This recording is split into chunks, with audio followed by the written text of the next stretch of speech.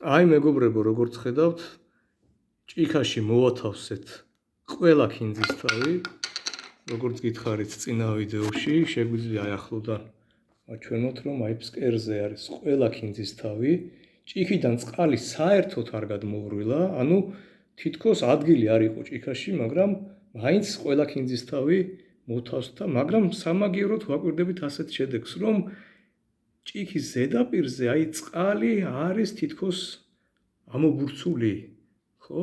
მაგრამ გადმოღვრით ეს წყალი არ გადმოიყვარა. აი ამ ექსპერიმენტს ეხლა მე უბრალოდ დამატებითი ქინძის თავები არ მაქვს, მაგრამ დარწმუნებული ვარ, კიდე რომ დავუმატოთ ქინძის თავები, უფრო მეტი ქინძის თავის ჩაყრაც შეიძლება ისე რომ წყალი არ გადმოიყვაროს.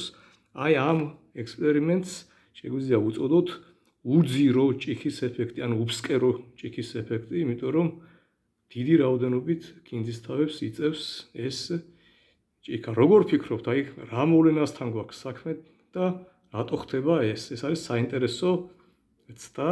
დაწერეთ კომენტარებში, რას ფიქრობთ ამის თაობაზე. მადლობა.